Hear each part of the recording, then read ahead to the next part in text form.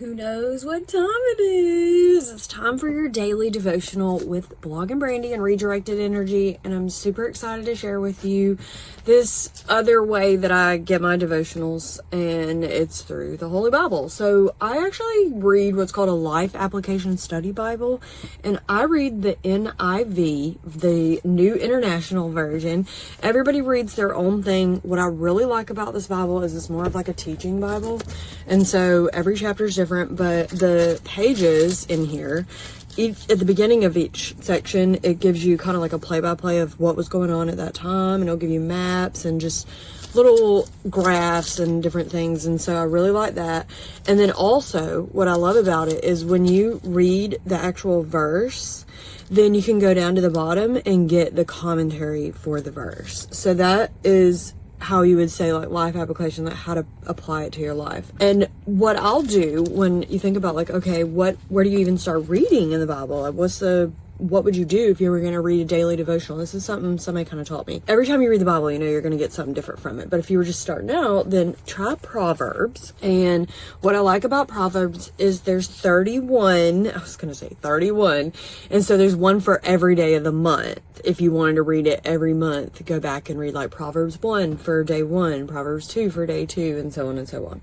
So we're going to read we'll actually read Proverbs 3 because today is the third day of our daily devotionals. Let's read Proverbs 3 and then I'll tell you the commentary for it, and you can go and get this Bible. I'll put a link below this video so you can check that out, and then also on redirectedenergy.com, my website, and you can find this and read along with me. Proverbs 3 says, "Wisdom bestows well-being. My son, do not forget my teachings, but keep my commands in your heart, for they will prolong your life many years and bring you peace and prosperity.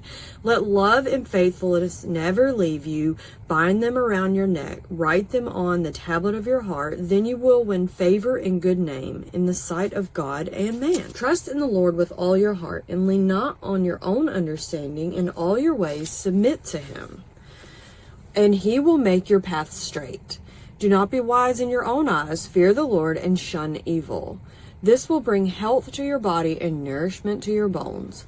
Honor the Lord with your wealth, with your fruits first, all of your crops. Then your barns will be filled to overflowing, and your vats will brim over with new wine. My son, do not despise the Lord's discipline, and do not resent his rebuke, because the Lord disciplines those he loves. As a father, the son, he delights in. Blessed are those who find wisdom, those who gain understanding. For she is more profitable than silver and yields more better returns than gold. She is more precious than rubies. Nothing you desire can compare with her. Long life is in her right hand. In her left hand are riches and honor. Her ways are pleasant ways, and her paths are peace. She is a tree of life to those who take hold of her. Those who hold her fast will be blessed. By wisdom the Lord laid the earth's foundations. By understanding he set the heavens in place. By his knowledge the watery depths are divided, and the clouds let drop the dew. My son, do not let wisdom and understanding out of your sight. Preserve sound judgment and discretion. They will be life for you, an ornament to grace your neck. Then you will go on your way in safety, and your foot will not stumble. When you lie down, you will not be afraid. When you lie down, your sleep will be sweet. Have no fear of sudden disaster or of the ruin that overtakes the wicked. For the Lord will be at your side and will keep your foot from being snared. Do not withhold good from those whom it is due. Do not say to your neighbor, come back tomorrow and I'll give it to you, when you already have it with you. Do not plot harm against your neighbor with lives trustfully near you. Do not accuse anyone for no reason when they have done you no harm. Do not envy the violent or choose any of their ways, for the Lord detests the perverse, but takes the upright into his confidence. The Lord's curse is on the house of the wicked, but he blesses the home of the righteous. He mocks proud mockers, but shows favor to the humble and oppressed. The wise inherit honor, but fools get only shame. And so that's Proverbs 3. And then you can go down here and read the commentary and what goes along with each section. If you went down to 3, so like 3:3, it'll tell you, it doesn't do it for every single verse, but it might say like Proverbs 3:1 through 3:5, and it'll tell you the commentary for it. So you read the verse, now let's read what it would say if you were, I don't want to say human talk, but like how you would apply it to your life, like what that might mean. Love and faithfulness are important character qualities. Both involve actions as well as attitudes. A loving person not only feels love, he or she also acts loyally and responsibly. A faithful person not only believes the truth, he or she also works for justice for others. Thoughts and words are not enough. Our lives reveal whether we are truly loving and faithful. Do your actions measure up to your attitude? Leaning has the sense of putting your whole weight on something, resting on and trusting in that person or thing. When we have an important decision to make, we sometimes feel that we can't trust anyone, not even God. But God knows what is best for us. He is a better judge of what we want than even we are. We must trust Him completely in every choice we make. We should not omit careful thinking or belittle our God-given ability to reason. But we should not trust our own ideas to the exclusion of all others. We must not be wise in our own eyes. We should always be willing to listen to and be corrected by God's word and wise counselors. Bring your decisions to God in prayer. Use the Bible as your guide, and then follow God's leading. He will make your path straight by both guiding and protecting you.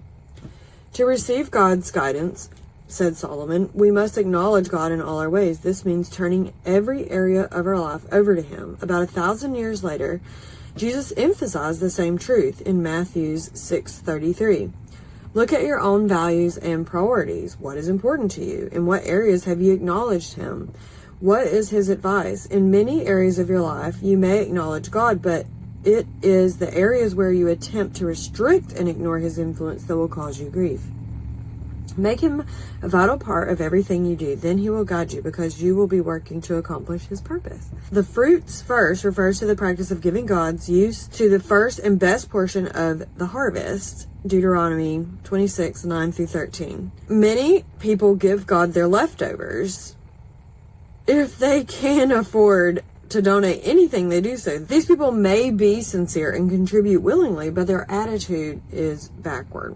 It's better to give God the first part of your income. This demonstrates that God, not possessions, has the first place in our lives and that our resources belong to Him. We not only are managers of God's resources, giving to God first helps us conquer greed, helps us properly manage God's resources, and opens us up to receive God's special blessings. Since righteous people are not always prosperous, we tend to regard adversity as discipline. Discipline means to teach and train.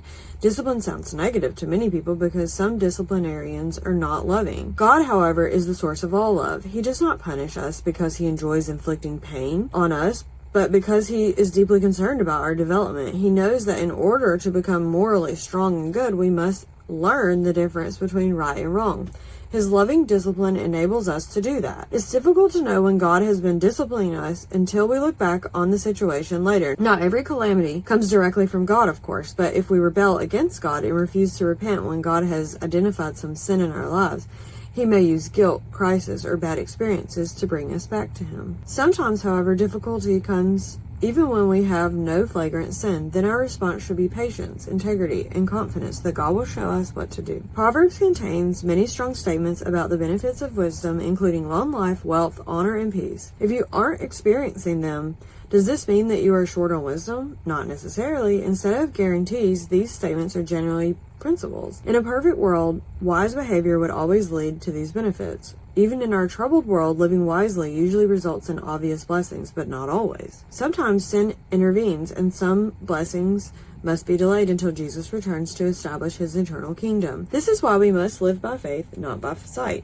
2 Corinthians 5:7. We can be sure that wisdom ultimately leads to blessings. What is the difference between sound judgment and discernment? Discernment or discretion is the ability God gives to many people to think and make correct choices. Sound judgment, however, He gives only to those who follow Him. Sound judgment includes discernment, but goes beyond it. It also includes the knowledge that comes from His instruction, training, and discipline, and the insights that results from knowing and applying God's truth. Delaying to do good is inconsiderate and unfair, whether it is repaying a loan, returning a tool, fulfilling a promise. Withholding destroys trust and creates great inconvenience. Be as eager to do good as you are to have good done to you.